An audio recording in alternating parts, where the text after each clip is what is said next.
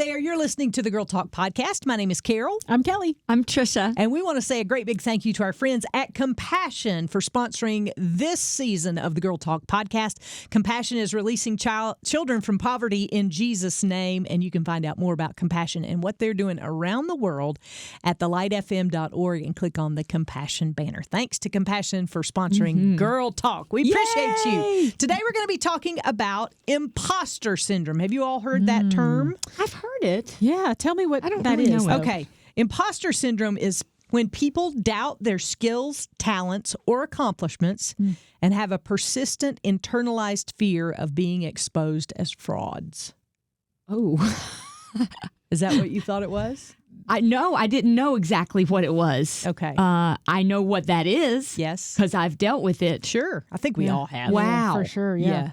Yeah. Man, the bottling all that up, though. Yeah. Wow. The things you can do when you feel like you're going to be exposed as a fraud. Yes. Fear of exposure. Yes. As a fraud. All right. So let's break this down. What do you feel like is at the heart of imposter syndrome?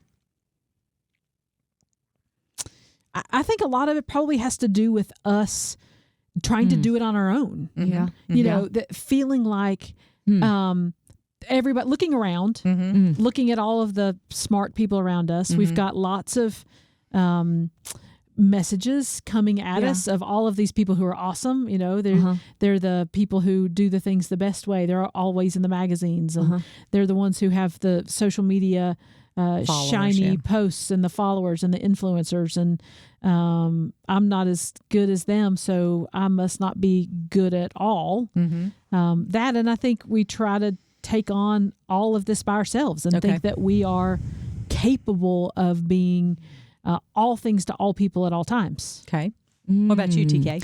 I talk about this a lot, but I really do think at the heart of it is some sort of a pride situation, because there's such a thin line between pride and complete insecurity. And I think imposter syndrome sounds like, to me, when I've had that, it's complete insecurity. But that insecurity is happening because I want to be known as good. I want to make a name for myself. I want to be known to be good at this. But yet, deep down inside, I know I'm not good enough. So it's like this battle between pride and insecurity inside of me that I try to hide, that I'm having this battle by being bigger or louder or more fun or something like that. But deep down inside, this battle is going between this desire to be known or good versus the knowledge that I'm not good enough. That's what it feels like. It almost feels like the desire to be known and the fear to be known.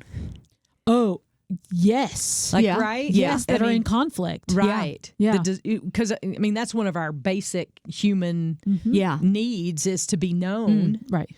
But at the same time, we're afraid if we are really known that we'll be rejected. Right. Will be rejected. That's So, it. It's the rejection, the fear of rejection. Yes. So this is like, you know, we've heard this term in the last, I'm going to say 5 years or so. It's kind of surfaced, and I was thinking about it and how much it is tied to our identity. You just said what we want to be known for, what we want people to remember about us or say about us, and the fear that we're not really who we want to be. You know, Who we pretend to be. right? That conflict going on internally. That makes us want to fill that void with something that never can. Yeah. Well, yes. And I also think it's the whisper of the lies of the enemy. Sure. Of him saying you'll never be good enough.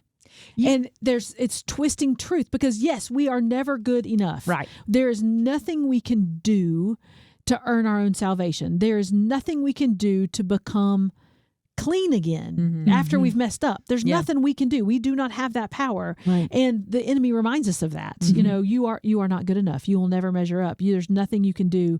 There's nothing you can do to make this situation better, because you're not good. And but Jesus, but you know, God says, yes, I will take all that on for you, and I am what makes you clean and washed white as snow and all of your sin gone away. But we like to listen to the lies of the enemy saying you're not good enough, you'll never measure up. Well, and I also think the enemy goes one step beyond that too. You're not good enough. You're never going to measure up. So just give up. Oh yeah, sure. And that's the fear of it, is that you just give up. Yeah. We just give up. We don't try any longer. We don't lean on Jesus. We just think, I'm not good enough. I can't do it.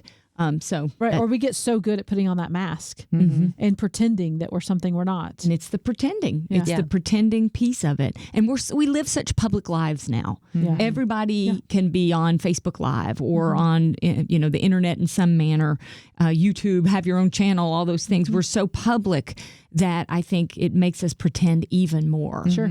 There's really no private sector now. It's just all public. Yeah. Yeah.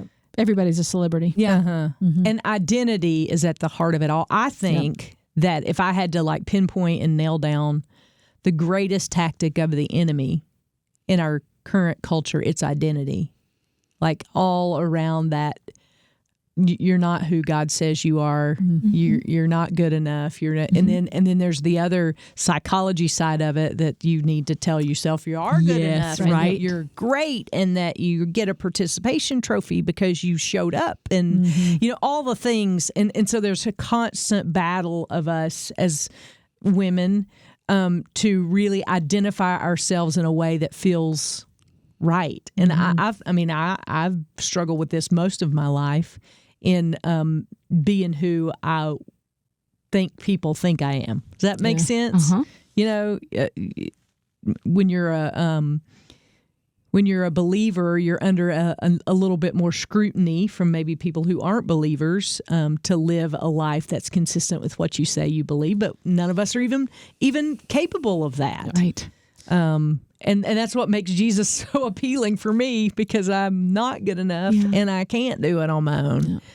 But I think it's an identity thing. And I think all of us too have past hurts and hangups that I don't. Then except for Carol. Except for I Carol. do. Yeah. Yes. I'm kidding. That's a joke.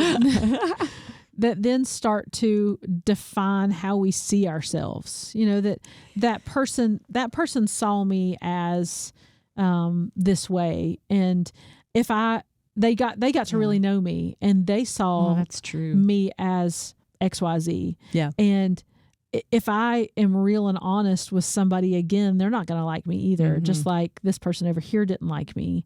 We build a case against ourselves. That's right. Yeah. And we think that one person's interactions with us is the way people see us, that one person is every person, and or maybe one significant person. Sure, I think because that's what you're saying, is that we base how we want other people to see based on the hurt of that significant person in your life. That's just so true. That's so true. And we don't want to be hurt again. Yes. Who wants to be hurt? That doesn't feel good.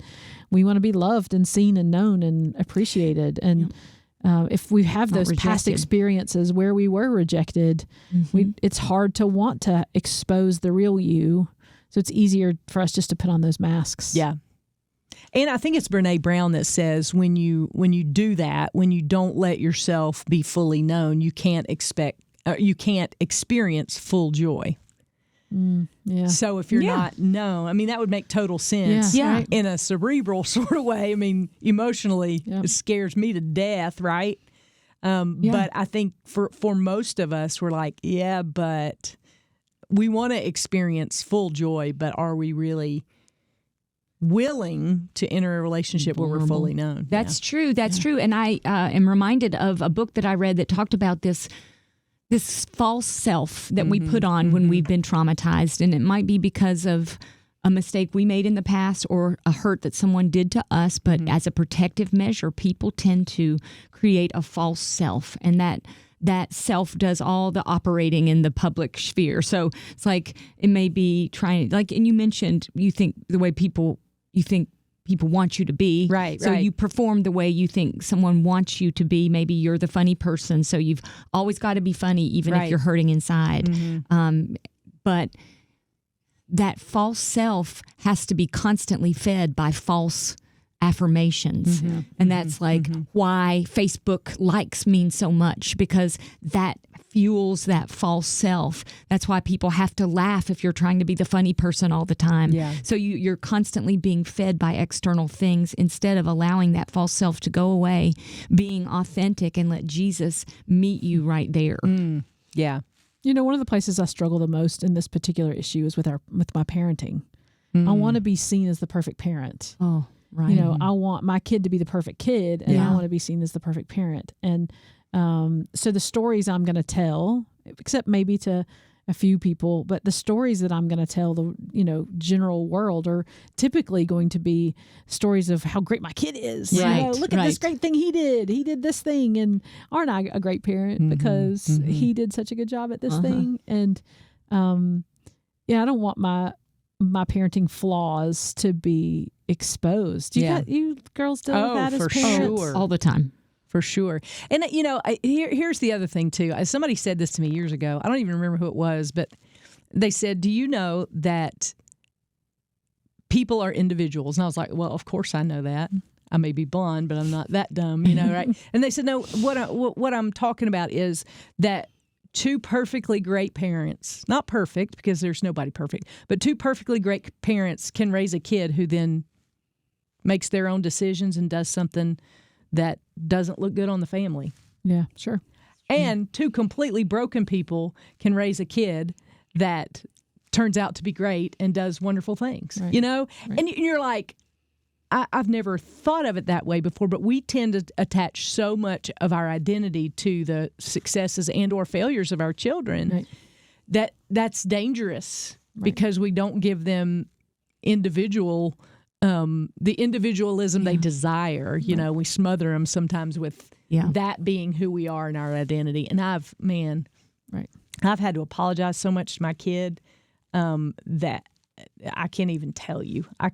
We could do a whole podcast on just today, the apologies I've had to make because but I'd much rather be that kind of parent that admits their failures than one who never admits failure and sends my kid out into the world with this false sense of what's real and what's not. You know what I'm saying? Yeah. Does that make sense? Yeah, absolutely. Absolutely. But it's hard. It's still hard because it acknowledges something in me that I haven't totally surrendered. I think I said that before, but this is convicting. Well, if you're struggling with feeling like a bad parent, I'm reminded of the fact that Adam and Eve had the perfect parent and they still messed up. Yes. Right? True. It is their choice. It is your child's choice. But I, like you ladies, identify myself with how my kids are doing and how well you see my kids are doing. So I'm in control of the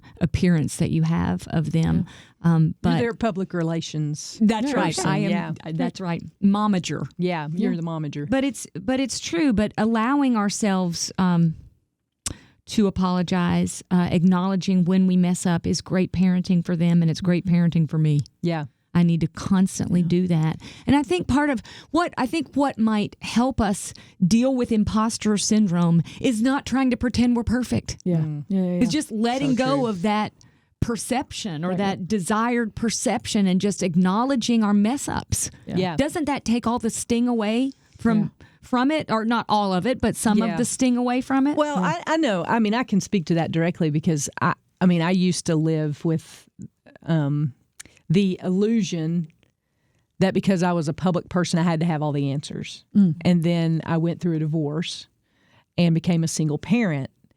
And I wouldn't even go to my local Walmart because I was so ashamed, carried that around and still to this day struggle with it from time to time. But one of the things that taught me was that when people, I had people come up to me and say things like, oh, you're real just like me. Now, I had never said, welcome, all of you, people, I'm going to impart my wisdom upon you. I never said anything like that. Unwashed masses, come hither. Because of what I do, people had put you on a pedestal, but when I admitted that brokenness and said, this is what it is, and I'm walking through it, I had so many rich conversations with people who are like, "You're just like me," and I'm like, "Yes, I am." Right. Yeah. But if I had just continued to pretend like that wasn't the case, I would have never had some of the richest relationships I have to this day. Yeah. Yeah. And great conversations about the brokenness of life and the things that we walk through that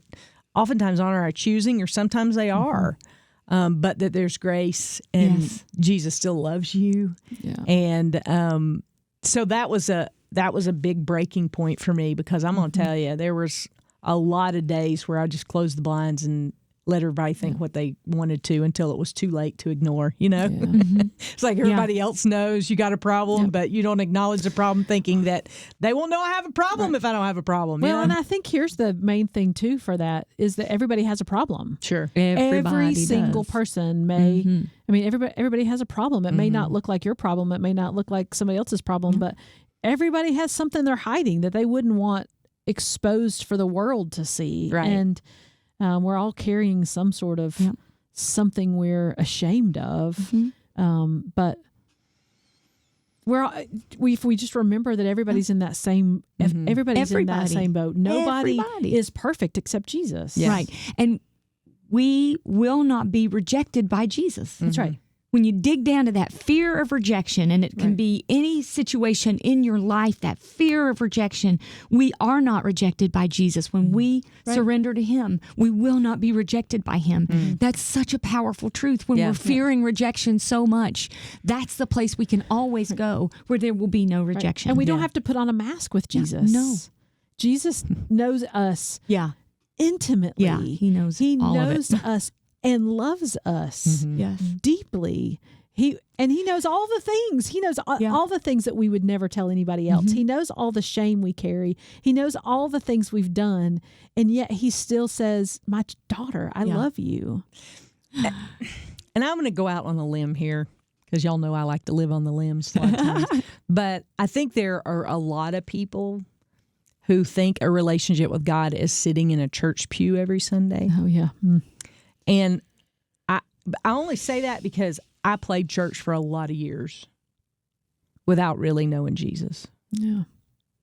And the reason I say that is because that's so much a part of imposter syndrome, because of where we live. We grew up in the Bible Belt, especially if you're from here. You probably were in church before you even knew what church was. And I think a lot of people can grow up with a false sense of security, and you're like, well, I go to church every Sunday. That's not what we're talking about here. I want to make sure that you know Jesus, because you can pretend for a while, but that won't ever satisfy you, and you'll continue to hurt, and then you'll just try to pretend more, and then it'll hurt more, and then you'll try to pretend more.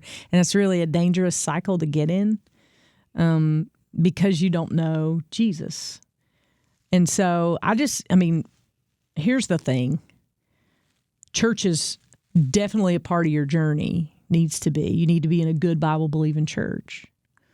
But if you've never asked Jesus to come into your heart personally, then going to every church this side of heaven won't help you. That's right.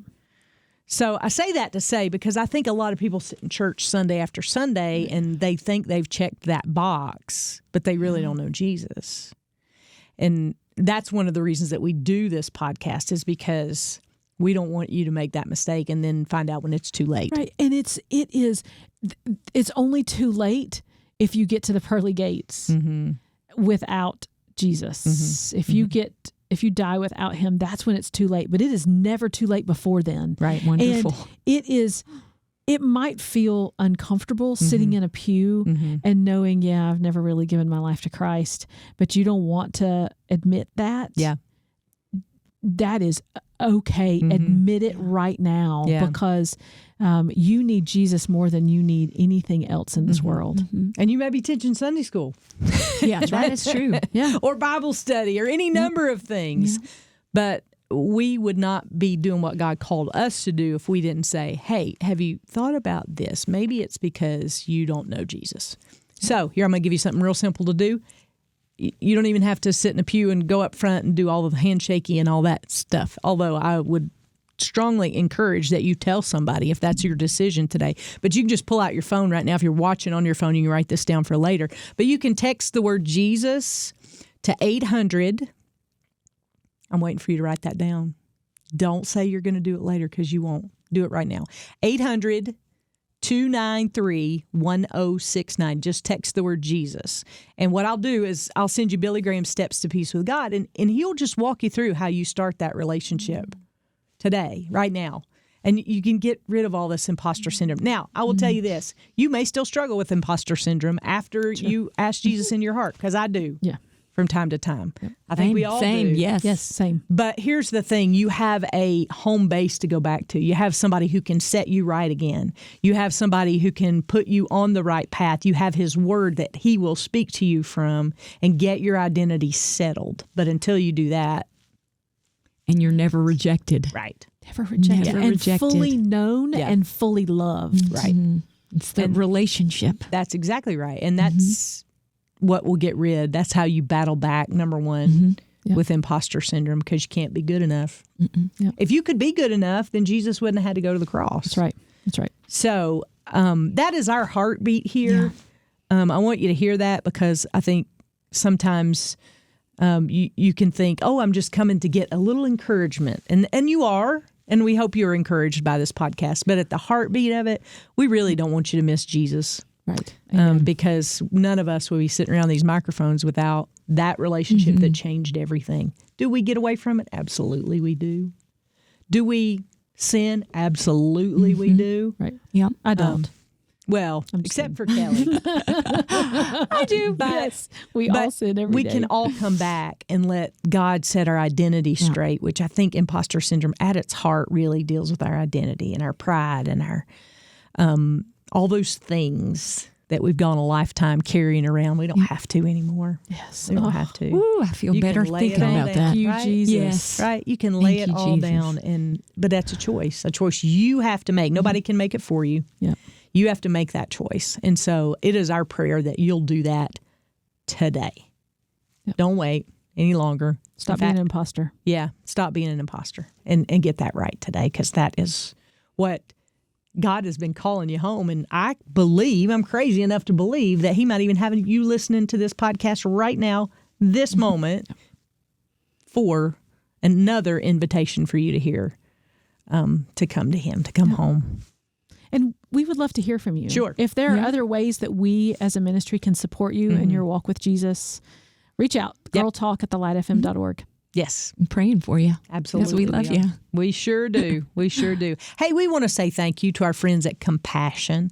You talk about people who are making a difference in the world. They are helping children get out of poverty in Jesus' name. They lead with Jesus. They make sure that every child that's in the Compassion program knows what Jesus has done for them. We are big believers in the ministry of Compassion, and you can find out about child sponsorship, about ways to get involved with Compassion at thelightfm.org. Just click on the Compassion banner, also on the Girl Talk page as well. So thank you to Compassion for sponsoring this season of the Girl Talk podcast, and we'll see you next time we gather around these microphones for the next Girl Talk podcast.